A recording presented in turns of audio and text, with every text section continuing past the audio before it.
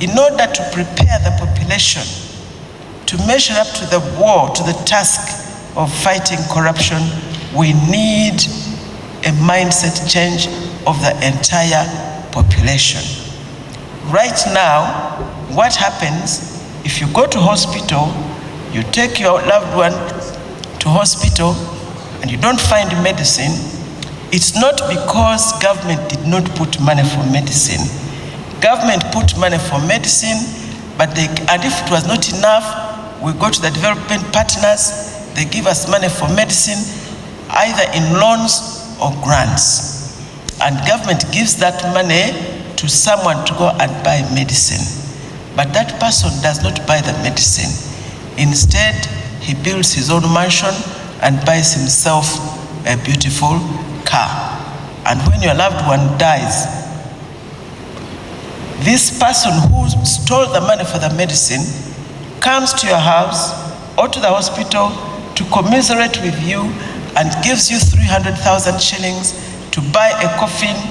You hail them. At the funeral, you even make them stand up, you recognize them. If it wasn't for this man, I don't know how I would have taken the body home. If it wasn't for this man, I don't know what I would have done with this funeral. Not knowing or not realizing that this man is the one who stole the money for the medicine. If he had not stolen the money, there would be no dead body, there would be no need for a coffin, there would be no need for a funeral. But we don't understand that. We glorify corruption. A person who becomes rich quickly when they're working in government or in the private sector, that one is smart. We even give them names: boss, capo, musei. And the person who doesn't become rich quickly, we call him fala. We despise them. So the mindset of the population is actually condoning, promoting, and glorifying corruption. And we need all of us leaders in government and in private sector, in the Interreligious Council of Uganda, to get together and work on the mindset of the people to stop glorifying corruption, to demonize and stigmatize corruption by the entire population.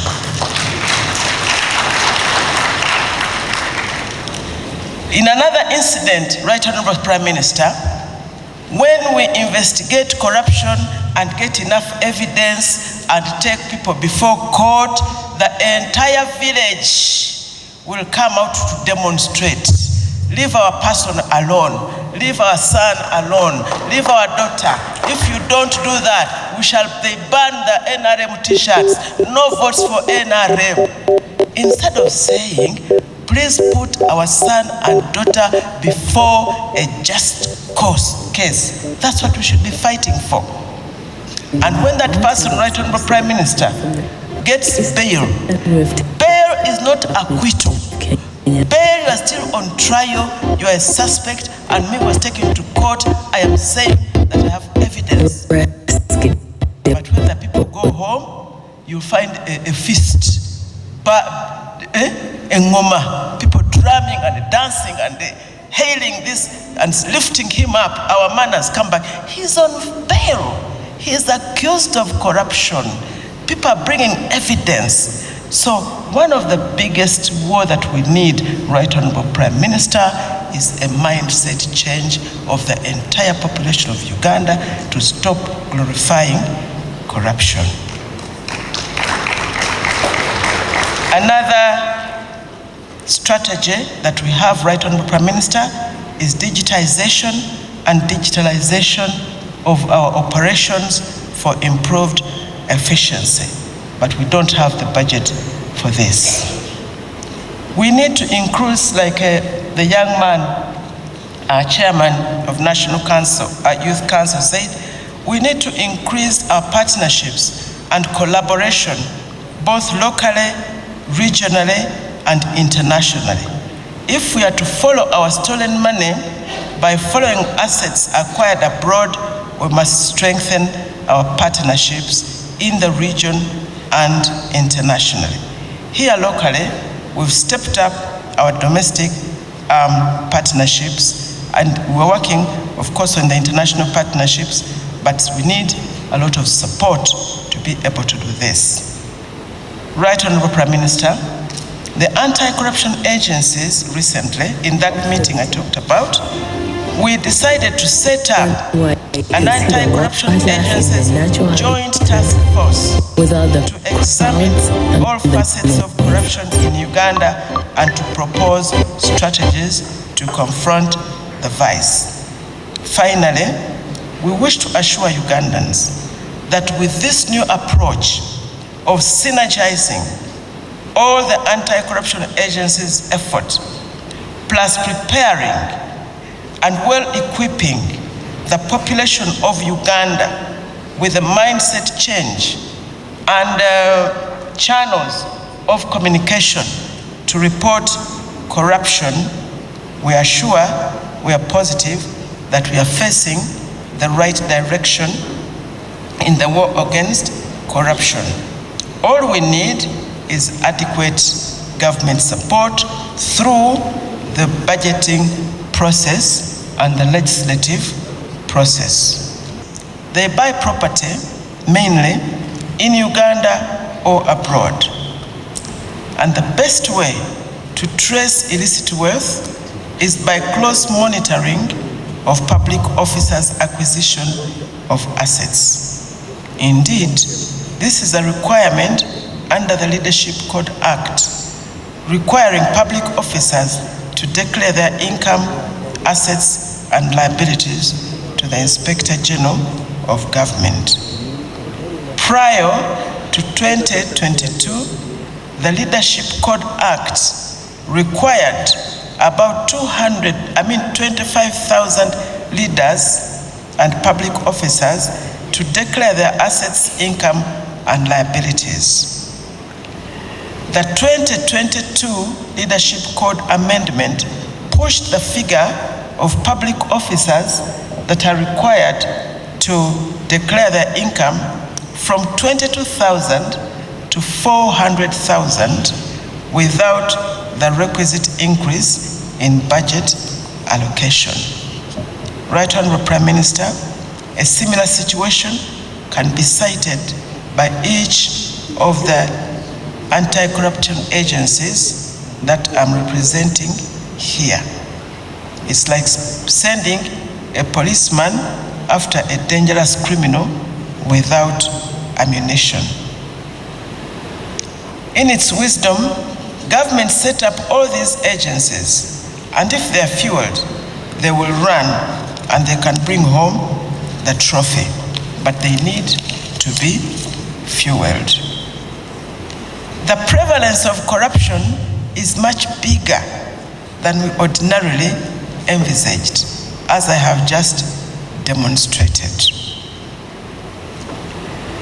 Uganda is bleeding profusely. We must do whatever it takes to stop, at least contain the hemorrhage. Otherwise, the patient could become seriously anemic. And of course, this could have dire consequences.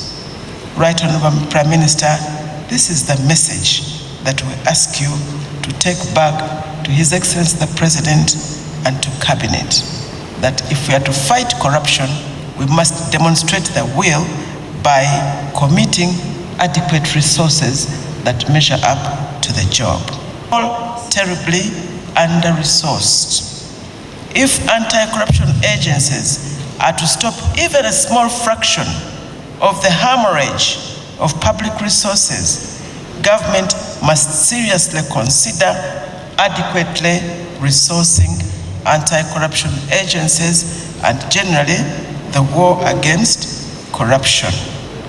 Right Honorable Prime Minister, this is shocking, and I want the Minister of Youth to hear it also.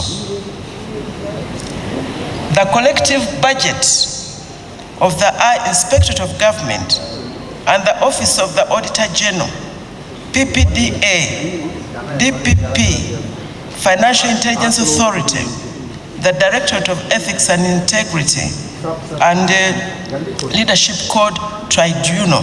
Those are the ones I was able to get. The collective budget is only about 320 billion shillings. Can you imagine? You want to rescue 10 trillion and you invest 300 billion to rescue 10 trillion. And half of that 320 billion is for statutory expenditure, like salaries, like NSSF, like pay as you earn, gratuity, etc. Surely, Right Honorable Prime Minister, this budget does not reflect government's seriousness to combat the monster called corruption. And Right Honorable, just to give a comparison of what happens elsewhere, in Tanzania, for instance, the equivalent of the IGG in Uganda has 100 regional offices to Uganda's 16 regional offices and 203,000 employees to Uganda's 400 employees. But Tanzania have a population of about 60 million and Uganda have a population of about 46 million. So you can see that a lot of resource in other places is put in the war against corruption.